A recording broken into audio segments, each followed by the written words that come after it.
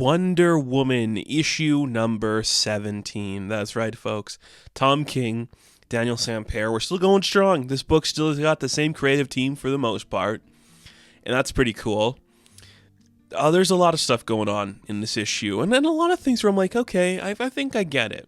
You know, I'm not mad at this book for doing what it's doing. 17 issues in, I know what I'm in for now, like where we're going with this. There are things King is saying. Those are not going to be for everybody. I put this book in my best of 2024. I stand by that. Reading this issue, it is still very strong. I can't help but feel, are we going to keep doing this thing, you know, where we're just like watching Diana not get involved and other people do stuff for her? I understand the motive behind it, but I also wonder if maybe we should do one more issue at most about this before she does something else, because it can be a lot. This book is also coming out after Trump returned to office. Now, that is an underlying thing of this book, which is a rich man who thinks he can control America, buying off the people around him to keep him safe and protected, and they have no communication skills and everything falls apart around them. I'm not trying to get too political in this conversation. It is just something we have to say. This book is inherently political and specifically about America and how it treats foreigners. So hold that. And women. But, you know, it's more about like Amazonians in America. So hold on to that, okay? This book opens up. We see Diana like breaking some stone while she's talking to her daughter about Steve Trevor and how they met. That is Diana's story in this book. We're doing like the cut between the two things going on again. Diana's story is she is going to be building something for her daughter. We then cut to the King of America, and he's giving us narration again, which is just, yeah, things were bad. We were in quite the pickle. Nobody really liked each other. We were in a bad situation. Giganta is leaving for the night when Donna Troy sneaks up with the lasso, wraps it around her and says, why don't you just grow? So she grows and destroys the house, and there's a battle at the house. Meanwhile, Diana's moving a huge stone up a mountain. Cut back to Yara Fleur fighting another one of the villains. It's this, what's her name? Silver Swan or something. She's beating her up. I don't know. It's kind of interesting how we're treating the Wonder Girls in this book. I really do appreciate it. There is like a consistency and coherency to all of them. It is still an older man writing like women in their 20s, which is a mixed bag at times, but there's a cohesion here that I'm comfortable with. Yara's beating her up. Ain't looking good. Looks like she's about to be stabbed with a wing. That ain't good. Cut to like a room in like Diana's place somewhere, and she's just being like, you know, your dad was good guy. I wanted to take care of him. He had many wounds, so I started to like take off his clothing and stuff. And boy, was he lovely. As she's looking at like a rock that's gonna become something she's building. Very weird, but I kind of dig it. Anyways, the Angle Man is like in bed, and he's wearing like Angle Man underwear. Then Cassie punches through the wall and breaks his nose. And she's like, I should feel bad about that, but I don't because you suck. I don't feel bad. Anyways, let's fight. He uses his angle power to mess her up. And that's when the narration's kind of saying, like, alone, these girls should be defeated. They're the Wonder Girls. It's not a hard concept to grasp. But family, which is a good theme. I get it, Tom. I know what you're about. That's the theme of the book, is family.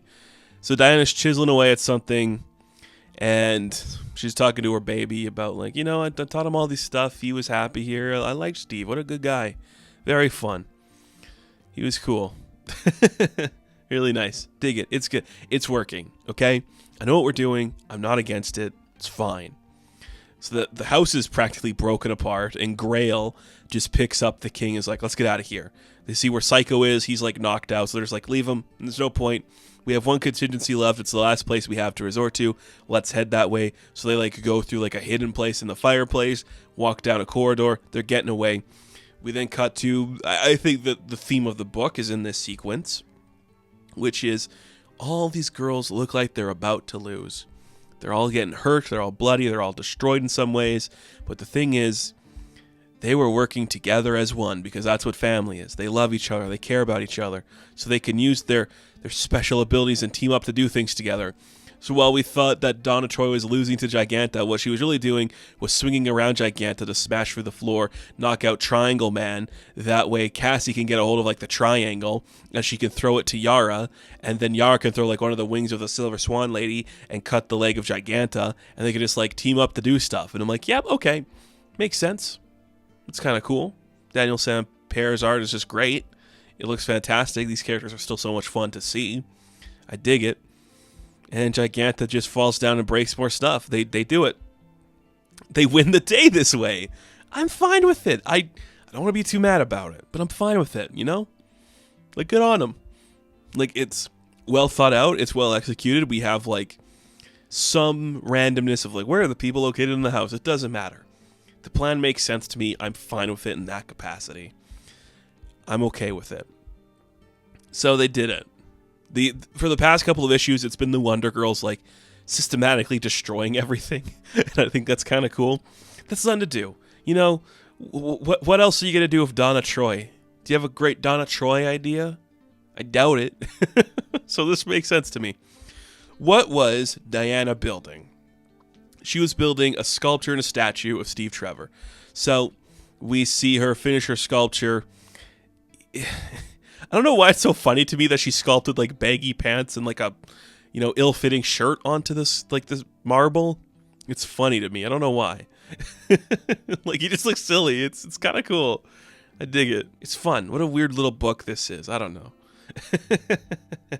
All the Diana dialogue is just her talking to the baby like, this guy's pretty cool. And that's not annoying. I think in the hands of a lesser writer, Diana talking about how much she is in love with this man would feel very forced and annoying. But the thing is, you don't do Wonder Woman unless you really like Wonder Woman. And one of the things you have to know about Wonder Woman is that she loves Steve Trevor. It's an unconditional love that will never go away. And it's not this like, I am his, like he's something that I like deserve or desire sexually. Like, I'm just so drawn to this man because I'm a woman and that's my urge. It's just this purity. The first thing she sees about a world she wants to protect is this man. He represents everything that she is fighting for. The peace, the compassion, the love, the hope. So it's working for me. It's fine. You know, if you had like an angrier writer trying to do this, it would suck. But I'm fine with what we're doing here. Meanwhile, what's the King of America doing? Well, they went to like the last resort, the last safe place they could go. It's their Alamo, it's their fortress, it's their final stand, one where no one would go to. The King of America went to the White House, and he's sitting in the office, and some unnamed president is standing behind him, I'm guessing. Okay. Hey, are you telling me the bad man's back in office? Is that what we're saying here? Yes, it is. We don't have to touch on that anymore. Just know that's what this book is doing. The bad man is back in office, and he is ready to, you know, fight the immigrants or something. It's there if you want to look for it.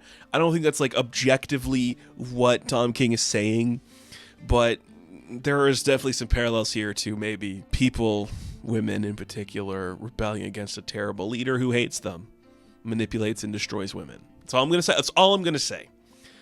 I like this book. I do feel the gears kind of turning, like, where are we going now, Tom? Where are you taking me on this journey? How longer can we have Diana not actively doing stuff? I like her being in situations where she is a part of a fight, but she's not fighting. But I'm fine with her being the mom. That's fine. We just kind of got to either wrap up this storyline in particular or try something new with it because, you know, where are we going? That's all I want to know. So, Wonder Woman issue number 17. I am going to give a 7 out of 10. Now, thank you all for watching this review. Be sure to like and subscribe to the channel. As always, you can check me out on Instagram, TikTok, and Twitter. And of course, I will catch you in the next one. Have fun. Stay safe. Good luck.